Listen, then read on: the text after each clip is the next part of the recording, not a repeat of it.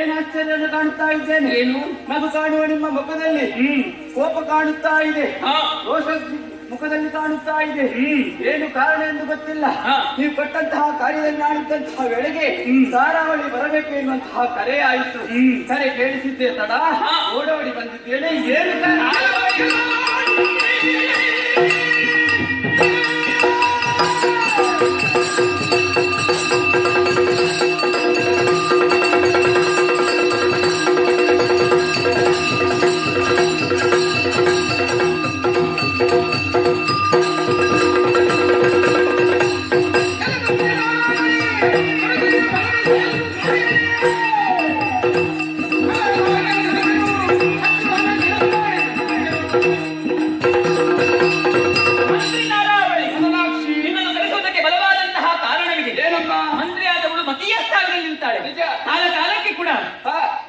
ಸಲಹೆ ಸೂಚನೆಗಳನ್ನು ಕೊಟ್ಟು ಅರಸನಾದವನನ್ನು ಏಳಿಗೆಯ ಪಥಕ್ಕೆ ಏಳಿಸುವುದು ಮಂತ್ರಿಯ ಸ್ಥಾನದಲ್ಲಿ ಇರುತ್ತದೆ. ಖಂಡಿತ ಮಂತ್ರಿಯಾದವರ ಹೊಣೆಗಾರಿಕೆ ಆಗಿರುತ್ತದೆ.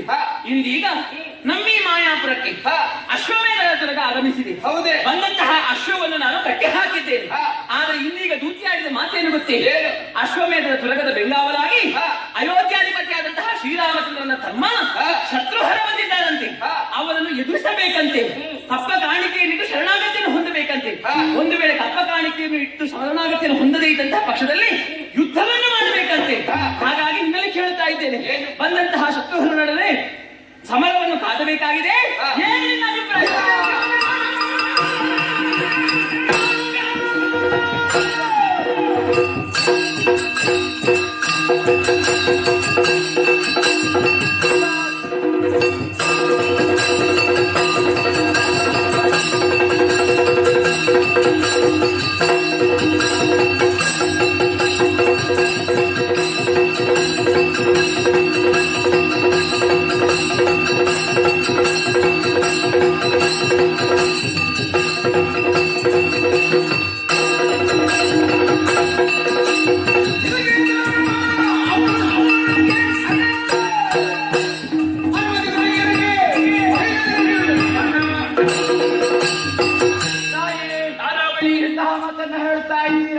ಬಂದಂತ ಅಶ್ವಮೇಧದ ದುರ್ಗದ ಬೆಂಗಾವಳಿಗೆ ಶತ್ರುಘ್ನ ಬಂದಿದ್ದಾನೆ. ಸರಿ, ಬರಲಿ ಬಿಡಿ.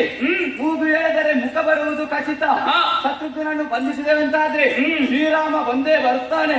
ಆತನಿಂದ ತಡಮಾಡುವುದಲ್ಲ. ಶತ್ರುಘ್ನರೇ ನಾವು ಹೊರಡ್ತೇವೆ.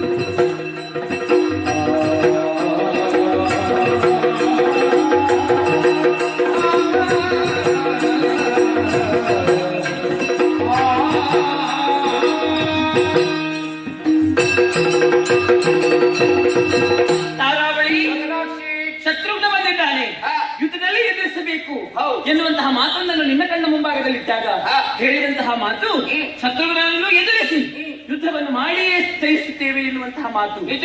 ಸಂತೋಷಗೊಂಡೆ ತಾರಾವಳಿ. ನಮಗೆ ಯುದ್ಧ ಮಾಡುವುದೊಂದೇ ಉದ್ದೇಶವಲ್ಲ, ಯುದ್ಧದ ಹಿಂದೆ ಬೇರೆ ನಮ್ಮ ಉದ್ದೇಶವಿದೆ. ಶತ್ರುಗಳೊಳಗೆ ನಾವು ಮಣಿಯುವಂತಹ ಪ್ರಮೇಯವೇ ಬರುವುದಿಲ್ಲ, ಖಂಡಿತವಾಗಿಯೂ ಆತನಿಗೆ ಮಣಿಯುವುದಿಲ್ಲ, ಕಾಣಿಕೆಯನ್ನು ಕೊಡುವಂತಹ ಸಂದರ್ಭವೇ ನಮಗೆ ಒದಗಿ ಬರುವುದಿಲ್ಲ. ಆದರೆ ನಮ್ಮ ಉದ್ದೇಶ ಏನು? ನಮ್ಮ ಇಲ್ಲಿಯವರೆಗೆ ನಾವು ಬದುಕಿರುವುದು ಪ್ರಭು ಶ್ರೀರಾಮಚಂದ್ರನನ್ನು ಕಾಣುವುದಕ್ಕೆ ಬೇಕಾದ ಸತ್ಯ. ಅವನ ದರ್ಶನಾಕಾಂಕ್ಷಿಗಳಾಗಿ ನಾವು ಇಲ್ಲಿಯವರೆಗೆ ಬದುಕಿದ್ದೇವೆ. ನಾವು ಮಾತ್ರ ಅಲ್ಲ, ಈ ಮಾಯಾಪುರದ ಪುರಜನರು ಪರಿಜನರು ಎಲ್ಲರೂ ಕೂಡ ಅವನನ್ನು ಕಾಣಬೇಕು, ಮೋಕ್ಷಗಾಮಿ ಆಗಬೇಕೆನ್ನುವಂತಹ ಉದ್ದೇಶದಿಂದ ಇಲ್ಲಿವರೆಗೆ ನಮ್ಮ ಉಸಿರಿದೆ. ನಮ್ಮ ಉಸಿರು ಶ್ರೀರಾಮ, ನಮ್ಮ ದೇಹವು ಈ ಶ್ರೀರಾಮನಿಗೆ ಅರ್ಪಿತವಾದದ್ದು, ಸಕಲವು ಶ್ರೀರಾಮಚಂದ್ರ ಅಲ್ವೇ? ಈಗ ನೀವು ಹೇಳಿದಂತೆ ಮೂಗನ್ನು ಎಳೆದರೆ ಮುಖವು ಬರುತ್ತದೆ, ಅಂತೆಯೇ ಶತ್ರುಘ್ನ ಬಂದಿದ್ದಾರೆ.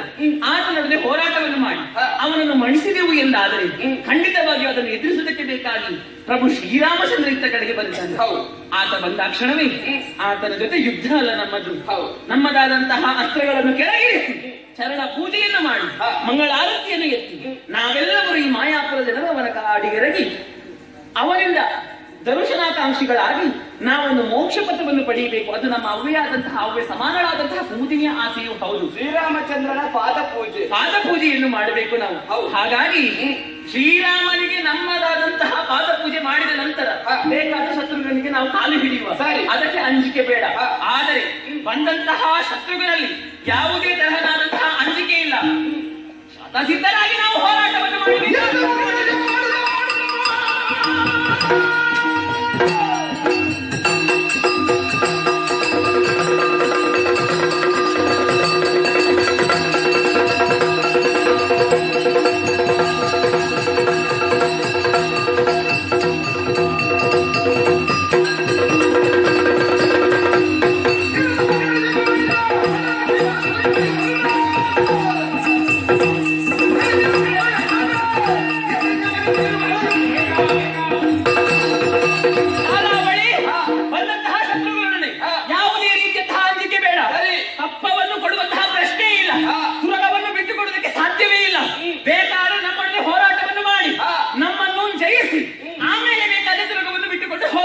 ಹಾಗಾಗಿ ಚತುರಂಗ ಸೇನೆಯನ್ನು ಸಿದ್ಧ